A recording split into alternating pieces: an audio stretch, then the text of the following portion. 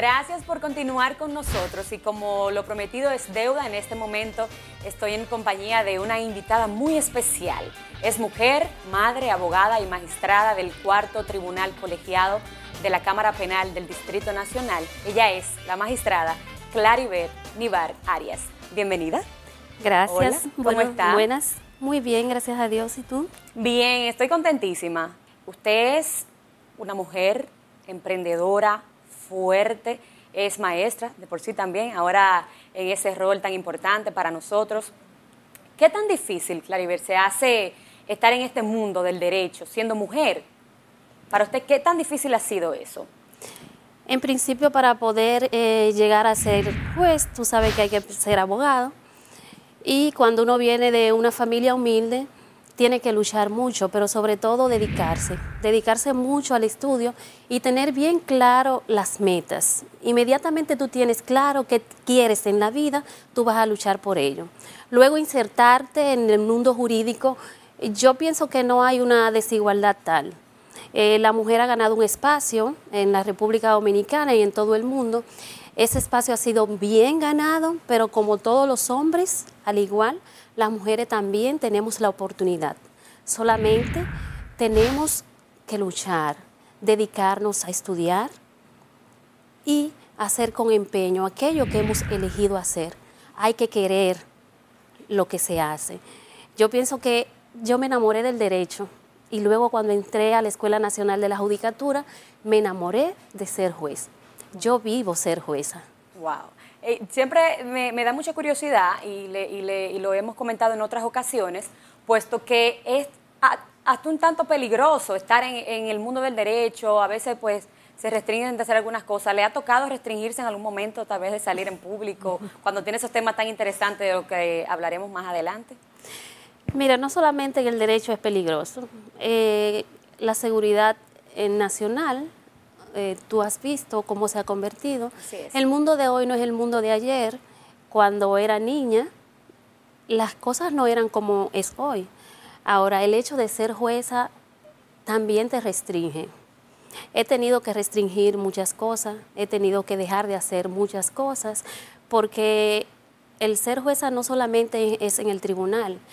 El Código de Comportamiento Ético nos obliga a los jueces a exhibir un comportamiento en todo el sentido de la palabra.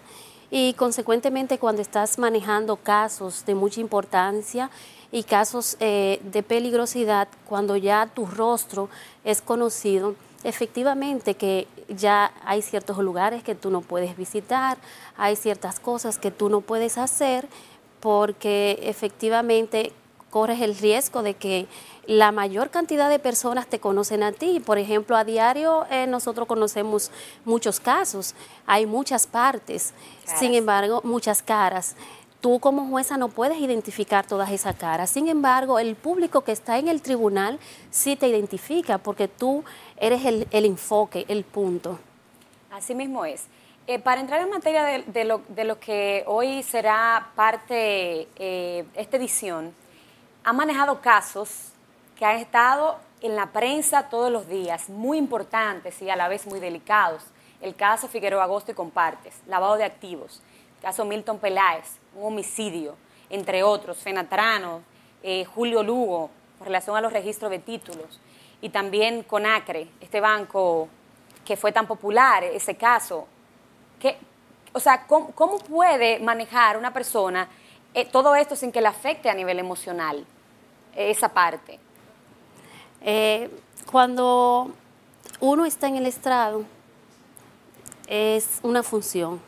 Como te decía ahorita, es una función que tú has elegido. Trato de separar siempre lo que es mi vida personal de lo que es el ministerio de ser jueza. En principio, yo inicié como trabajadora social y te admito que ahí como trabajadora social los casos me llegaban muy adentro y me tocaban muy fuerte, sobre todo cuando tenía que investigar casos de violación sexual con respecto a niñas o adolescentes, o cuando me tocó un caso investigar que unos padres mataron a un recién nacido. Yo llegaba destrozada al tribunal Me decía en ese momento la jueza con la que yo trabajaba del Tribunal de Niños, Niñas y Adolescentes, Claribel, tienes que separar. Y desde ahí ya, Karen, yo aprendí a separar, porque de lo contrario, entonces, tú emocionalmente vas a quedar destruida, porque a diario en los tribunales tú ves casos de homicidio, tú ves casos de parricidio, cómo un hijo mata a su padre, tú ves casos de violencia intrafamiliar, cómo se está destruyendo la familia. Pero sin embargo, eso lejos de llevarte a ti a colapsar, sube fuerza, tu calidad, no sube tu calidad en la vida humana, sube incluso tu forma de tú tratar a tu familia, de tratar a tus hijos, de inculcarle esos valores, porque en la medida en que tú ves qué se está dando en la sociedad, en esa misma medida tú puedes advertir a tus hijos, a tus amigos, a tus familiares de las modalidades que hay de crímenes y para lograr un poco que ellos no vayan a caer. Eso es cierto. Está muy de moda, magistrada, digo de moda porque los artistas y personalidades del espectáculo, ¿verdad? Medidas de coerción. La gente dice, bueno, que es una medida de coerción, sabemos rapidito lo que puede ser, pero vamos a dar una definición exacta para que los jóvenes que están en sintonía, igual el público televidente, tenga una idea de qué es una medida de coerción, de qué elementos hay, de qué toman ustedes en cuenta, de si son 3, 6 meses o un año, qué pasa después de ese año. Más o menos, vamos a abarcar un poquito esa parte. Mira, muy interesante ya, Karen, que tú traigas a colación lo que es este tema de medidas de coerción. Efectivamente, tú dices que se ha convertido en una modalidad, puesto que a diario escuchamos, y sobre todo cuando están envueltas figuras públicas, se tiende a erróneamente llamarles a la medida de coerción. Se le dictó una condena de prisión de 1 año, o se le dictó una condena de 3 años, de 3 meses. La gente incluso tú la ves que sale en la prensa diciendo, ¿cómo va a ser que por un homicidio le hayan impuesto 3 meses de prisión? Porque lo ven como una condena y sin embargo es un error. Una medida de coerción tal como tú has expresado, simplemente es una medida que se toma para asegurar 2 cosas. Puede ser una medida de coerción personal que tiende a asegurar la presencia del imputado en las subsecuentes fases del proceso. O una medida de carácter patrimonial, que en este caso se llama medida de coerción real. Eso es para restringir el patrimonio del imputado o de terceras personas para asegurar que, ya Karen, una futura sentencia condenatoria. Tú quizás diría el público en general, pero no se está lesionando, limitando lo que es el principio de presunción de inocencia, que es de carácter constitucional, al imponer una medida asegurativa para una futura sentencia condenatoria. Y la respuesta sería no se está lesionando ese principio constitucional porque, como tú bien has enunciado, es una medida de coerción, que en otros términos puede llamarse medida cautelar. Y hay lo que se llama medida precautelar. Y se van limitando, se van restringiendo, pero de manera provisional, derechos fundamentales. Se restringe el derecho a la libertad, pero es de manera provisional. Y de ahí entro entonces a lo que pregunta, que qué tiempo duraría una medida de coerción. Mira, el legislador prevé que cada 3 meses se debe revisar la medida de coerción. Pero el tiempo de duración de esa medida de coerción, como tiene un carácter provisional, el legislador lo deja en manos del juez. Es decir, que una medida de coerción puede oscilar entre 5 días, 10 días, 15 días, 1 mes, 2 meses, 3 meses, puede llegar hasta el tope de 1 año, porque el legislador sanciona que esa medida de coerción no puede pasar de 1 año de manera preventiva. Eso es para evitar aquellos casos que en el Código de Procedimiento Criminal tú veías que duraban de manera provisional con medida de coerción hasta 5 años, hasta 10 años, sin definirse el proceso. Entonces, ¿qué es lo que ha hecho el legislador actual? Que ha limitado, ha establecido plazos para esas medidas de coerción y con ello está salvaguardando lo que es un principio constitucionalmente establecido y convencionalmente establecido, que es el llamado plazo razonable. Correcto. Magistrada, otra preguntita importante sería, ¿en qué condiciones se da la medida de coerción? O sea, yo no podría, por una persona que encuentre hurtando, por así decirlo, un pan, bueno, vamos a imponer una medida de coerción. ¿Qué casos van directamente a esto? Casos así fuertes, lavado de activos, entre otros. ¿Cuáles serían los demás? El legislador no limita los casos, ya Karen. El legislador no limita los casos. Te decía ahorita que hay medidas de coerción precautelares. Entre las precautelares, los autores mencionan lo que es el arresto. El arresto es una medida de coerción precautelar. ¿Qué resulta? Que el arresto no está previsto para los casos de acción privada. Pero estos casos que son de acción pública, instancia privada, y esos casos que son de acción pública, perfectamente el juez puede imponer una medida de coerción, porque ¿qué es lo que el legislador te dice para poder imponer una medida de coerción? En el artículo 227 del Código Procesal Penal. Primero, que debe existir un hecho punible, que ese hecho esté sancionado con penas privativas de libertad. Y el robo de un pan, como tú le llamas, es un robo sin violencia, sin arma, está sancionado con pena privativa de libertad. Entonces es pasible imponerse una medida de coerción. ¿Cuál es el tercer elemento? Que exista una presunción razonable de que el imputado se va a sustraer al proceso.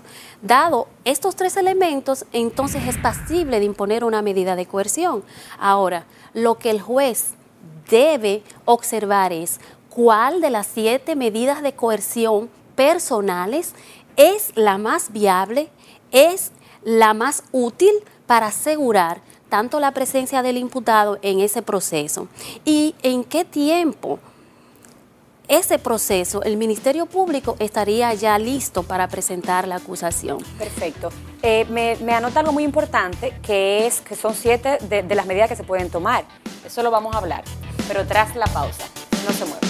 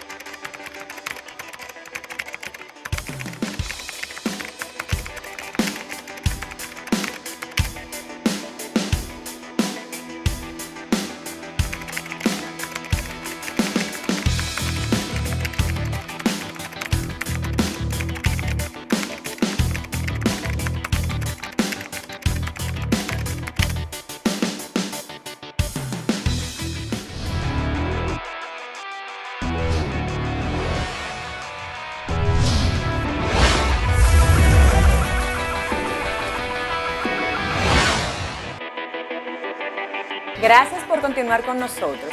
Magistrada, nos quedamos en un tema muy interesante, que son esas medidas que se pueden tomar en cuenta. Vamos a hablar de estas. ¿Son 7? ¿Son 5? ¿Cuántas son? Hablemos. Mira, Yakarin, si bien te refería antes de la pausa de 7 medidas, me refiero a las medidas de coerción que están señaladas como personales o que están recogidas en el artículo 226.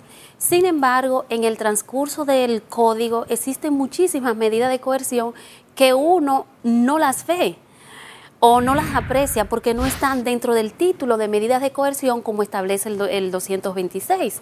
Sin embargo, vamos a hablar de las más mencionadas, como dices tú, que son las contenidas en el artículo 226.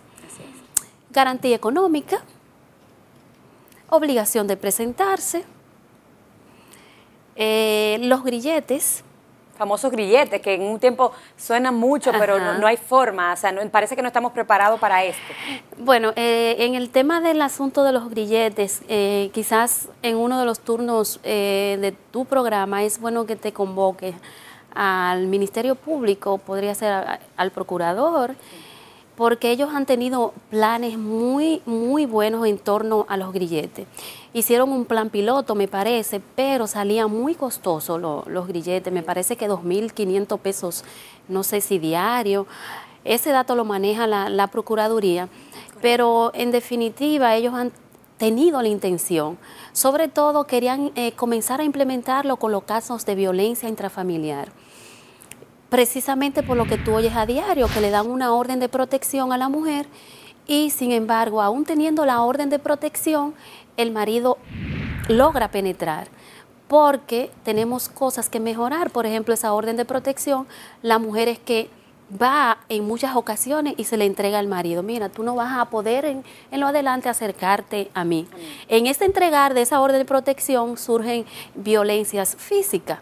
Pero el tema, como te reitero, el tema de los grilletes, es bueno que lo trates más adelante con lo que es el Procurador General de la República, porque me parece que estaban en un plan de implementar, lo que sería estupendo. Tenemos también la posibilidad, en lo que respecta a las medidas de coerción, de sujetar al imputado bajo la vigilancia de una institución o de una persona. Cuando fui juez de atención permanente del Distrito Judicial de San Cristóbal, en aquellos casos de droga, por ejemplo, que se veía que era consumidor, porque tú sabes que la ley de droga tiene el inconveniente de que coloca al infractor dependiendo lo que pese. Entonces, dependiendo lo que pese, te dice que es distribuidor, te dice que es consumidor o traficante. Sin embargo, aún cuando la cantidad lo coloca en distribuidor, tú aprecias en el caso que es un consumidor. Y cuando es un consumidor, es mejor, en vez de imponerle una prisión preventiva en Najayo, es mejor tú colocarlo en un centro de rehabilitación, porque yo lo que digo es el Estado pierde más. Si tú lo rehabilitas, ya ese caso tú no lo vuelves a tocar, ese imputado no regresa a ti. Sin embargo, si tú lo mandas a prisión preventiva, vuelve a la calle y es una enfermedad. Ese imputado regresa entonces a los tribunales y el Estado, te reitero, pierde muchísimo más. La otra medida, que es quizá la que más se escucha, la más popular, es la prisión preventiva, y sin embargo el legislador la concibe como la de última ratio.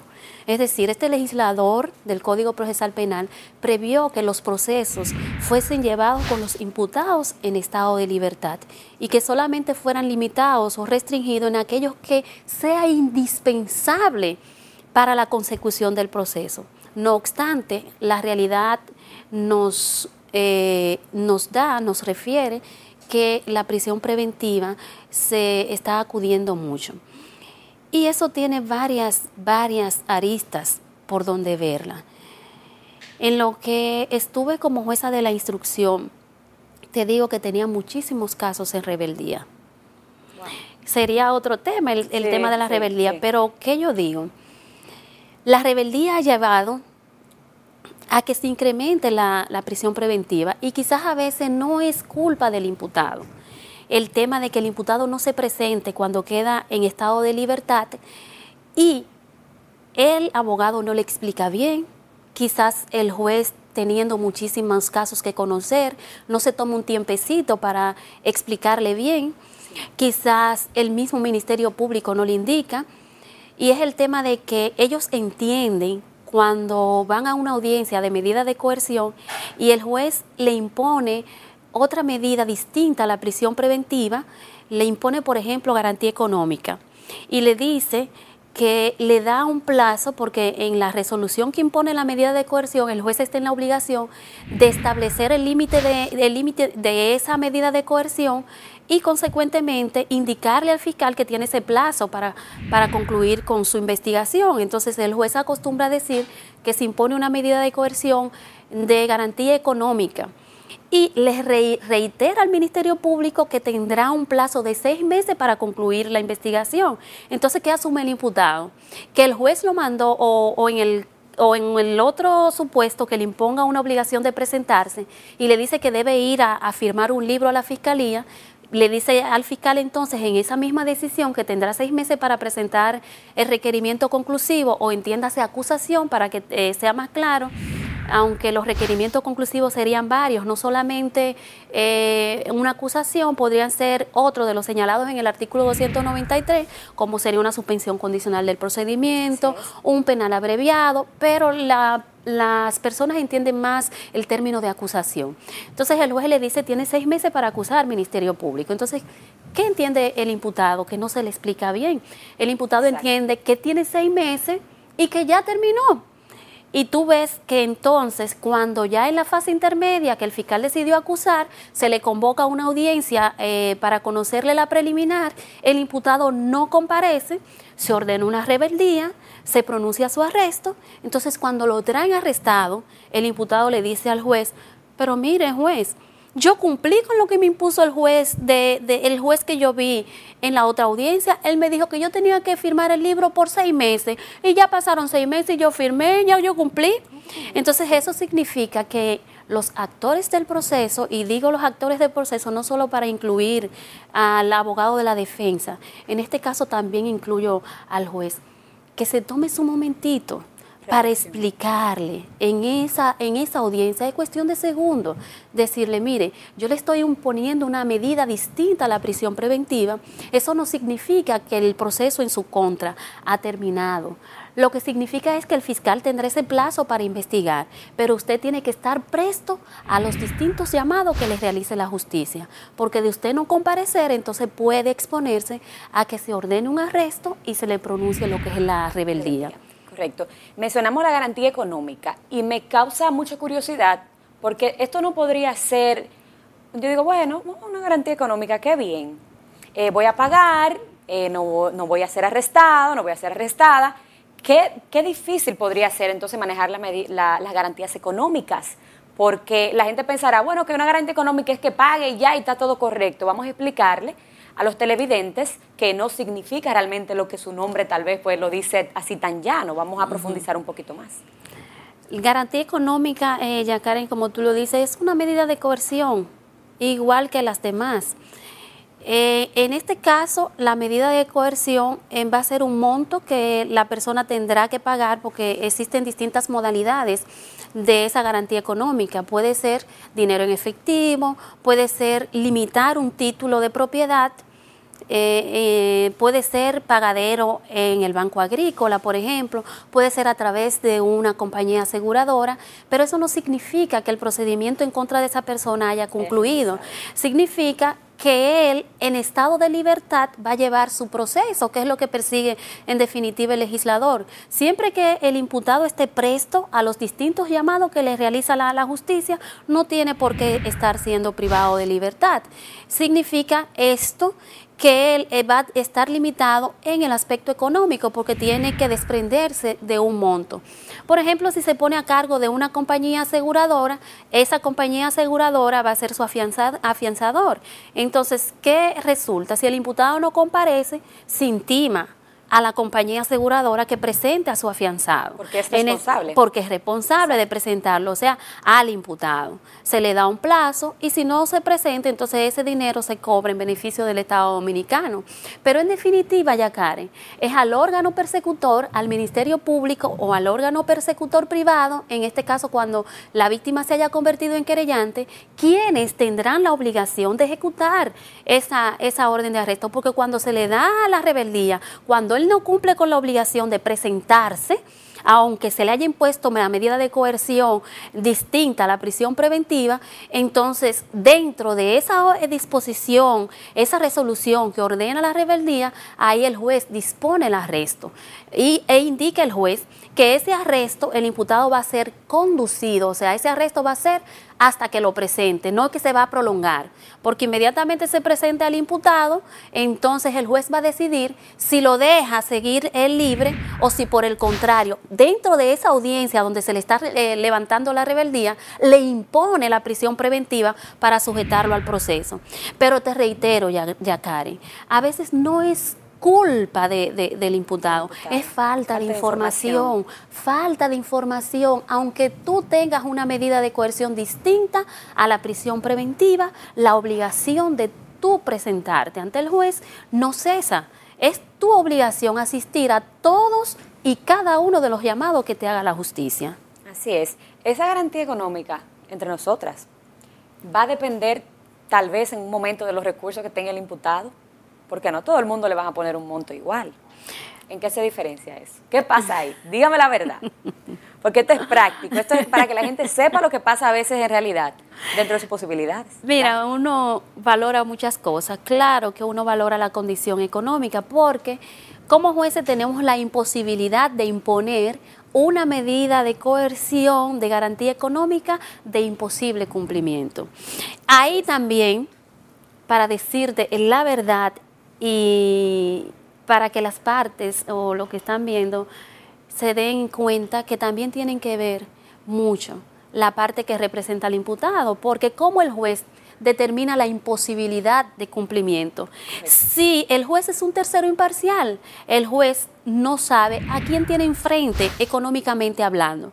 Ahora, hay casos que por simple deducción, porque como tú sabrás ya, Karen, en lo que respecta a la valoración, los criterios de valoración, nosotros tenemos que actuar en base a la lógica, la sana crítica y las máximas de experiencia. Hay casos que son de carácter económico, que te indican a ti que el imputado esté en la capacidad de pagar una garantía económica suficiente. Entonces el juez valora lo que es la condición económica, pero para eso, reitero, las partes tienen que poner al juez en condiciones de poder determinar las condiciones de la persona que tú estás representando, porque tú como parte es que conoce al imputado. Correcto. Tú estás llamado a decirle al juez, mire juez, de carácter provisionalísimo, impóngamele una medida de coerción de garantía económica, pero el imputado no trabaja. Tú le indicas al juez, el imputado no trabaja, así que el monto sea accesible a su persona, que pueda ser pagado. Sí. Pero que resulta que en la realidad, como tú dices, vamos a hablar en la realidad, en la práctica. En la práctica eso no se da. Muy rara vez, por no decirte ninguna vez, las partes le dicen eso al juez. Simplemente dejan a opción de ese tercero imparcial que determine. Por eso es que se ha cuestionado mucho el hecho de que si las medidas de coerción que están previstas en el 226 y están numeradas 1, 2, 3, 4, 5, y la última es la prisión preventiva, que si por ese orden una tiene mayor afectación a la otra, que cuál afectaría más, una obligación de presentarse o lesionarlo en lo que es el pago de dinero. Yo he tenido casos, por ejemplo, de imputados que se le ha impuesto 3,000 pesos de garantía económica de manera efectiva y sin embargo, aunque te parezca incierto ya, Karen, han estado 3 meses privados de libertad porque no consiguen para pagar 3,000 pesos. Entonces, en esa parte muy importante que nos vamos a quedar ahora, vamos a hablar más adelante de lo que es eso que usted me menciona, de esa poca capacidad que tal vez tiene la persona de recursos para conseguirlo y de otros temas más. Pero eso es tras la pausa.